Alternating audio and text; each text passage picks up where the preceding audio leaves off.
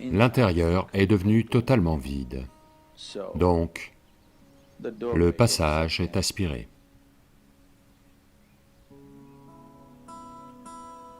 Une autre façon d'ouvrir le troisième œil, c'est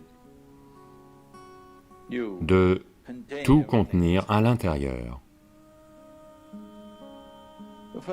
La première façon de faire est la meilleure.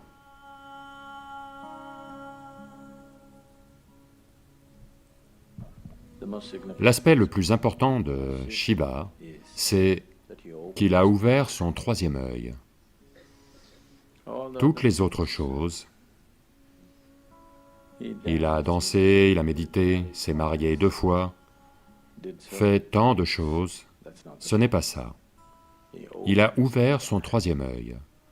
C'est pour cette seule raison qu'on se souvient de lui, encore aujourd'hui. Pour ça, encore aujourd'hui, des milliers d'années plus tard, on se prosterne encore devant lui. Parce que rien ne remplace le savoir. Rien ne remplace le savoir, veut dire que... Et il n'y a pas moyen de savoir, à moins que votre perception n'aille au-delà de vos présents niveaux de perception.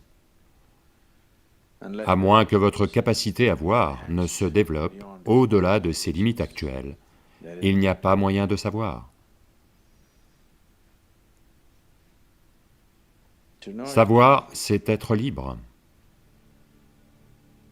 Donc,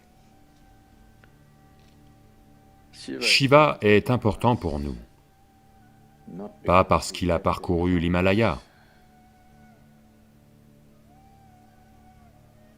pas parce qu'il a joué avec des serpents, pas du fait de ci ou ça, mais parce qu'il a ouvert son troisième œil.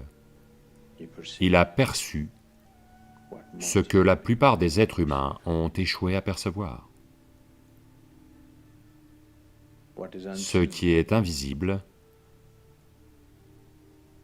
pour une grande partie de l'humanité est devenu un élément normal de sa vision. C'est ce que troisième œil veut dire.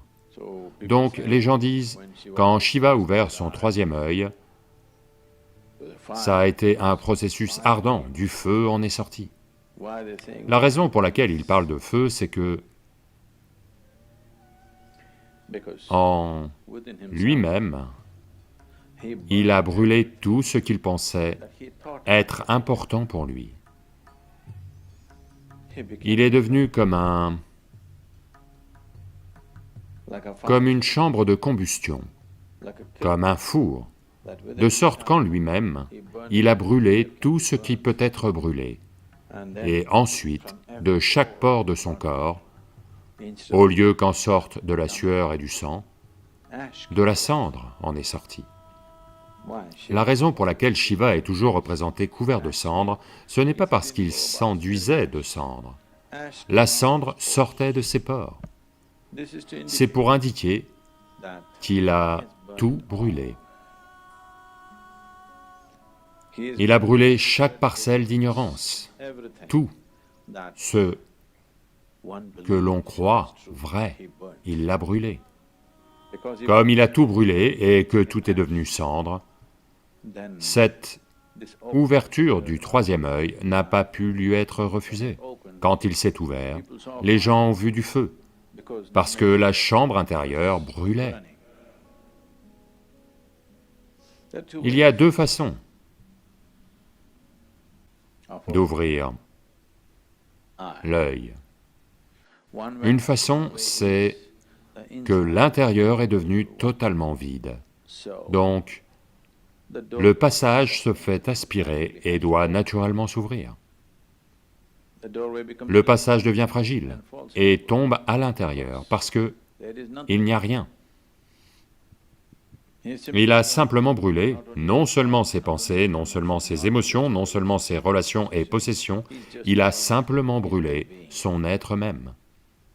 L'être individuel est complètement brûlé et il y a un vide total, donc la porte est tombée à l'intérieur et elle est ouverte. Donc les gens ont vu un feu parce que ça brûlait encore.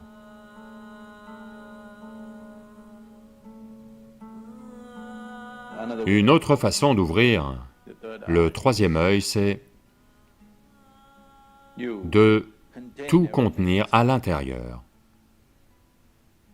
Tout est contenu, vous n'avez rien exprimé de vos pensées, rien exprimé de vos émotions, rien exprimé de quoi que ce soit, vous ne pouviez même pas prononcer un mot. Voyez, si vous restez silencieux pendant 4 jours, le 5e jour, vous avez envie de chanter tout à coup. Si vous ne savez pas chanter, vous avez envie d'hurler, comme un loup. Parce que vous voulez que ça sorte. Vous n'avez rien laissé sortir, vous avez accumulé énormément de pression, et cette porte a été enfoncée de l'intérieur. C'est une autre façon de le faire. La première façon de le faire est la meilleure façon de la faire, parce que si vous l'ouvrez en accumulant de la pression, elle s'ouvre aujourd'hui, et à nouveau demain, elle pourrait simplement se refermer. Ou avant qu'assez de pression ne s'accumule et que ça ne s'ouvre, quelque chose d'autre panique en vous et vous partez en courant. Oui, parce que la pression s'accumule de telle façon que pour la retenir, vous devez... Comme vous ne savez pas ce qui se passe, ça ressemble à de la torture. Ça ressemble à de la torture de 7e degré. Si vous vous faites faire tout le processus, alors, à coup sûr, votre mental va demander « À quoi bon subir cette torture ?» Car c'est beaucoup de torture. Ne pas laisser une seule pensée s'exprimer, ne pas laisser une seule émotion s'exprimer, ne pas dire un seul mot, ne pas exprimer une seule opinion surgissant dans votre mental, une seule idée surgissant dans votre mental. Oh, ça va vous faire éclater quelque part. Si vous retenez tout tel quel, cela va s'ouvrir, autrement quelque chose d'autre va lâcher. Mais vous êtes un peu... Vous savez, vous êtes diplomate, vous croyez au juste milieu. Ça veut dire que vous ne voulez arriver nulle part. Les gens qui croient au juste milieu sont déterminés à n'arriver nulle part dans leur vie. Le juste milieu ne désigne que votre zone de confort, ni ceci, ni cela. Soit vous devenez vide, la simple puissance du vide va l'ouvrir, soit vous accumulez une pression en vous et il va s'ouvrir. 2 façons de l'ouvrir. Le juste milieu veut dire que vous êtes un mytho professionnel. Vraiment. Vous êtes un mytho à plein temps, pas un professionnel. Professionnel veut dire qu'on ne le fait qu'à temps partiel, pas vrai? Ils ne le font qu'à certains moments de la journée. Peu importe où vous allez, faites les choses à votre façon. Le juste milieu. Le juste milieu est un moyen de n'arriver nulle part, et au bout d'un certain temps de se dire « ça ne mène nulle part ». Là maintenant, vous marchez dans la rue. Soudain, vous trouvez un gros rocher. Il n'y a que 2 façons de passer, de ce côté-ci ou de ce côté-là. De ce côté-ci, il y a un tigre qui grogne, de ce côté-là, un feu qui brûle. Vous pensez que le mieux, c'est le juste milieu, c'est-à-dire rentrer dans le rocher.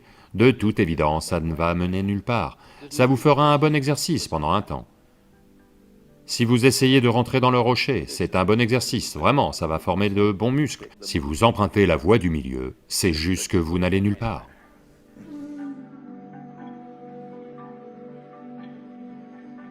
Merci beaucoup d'avoir regardé cette vidéo. Je serais très heureux si vous appuyez également sur ce bouton.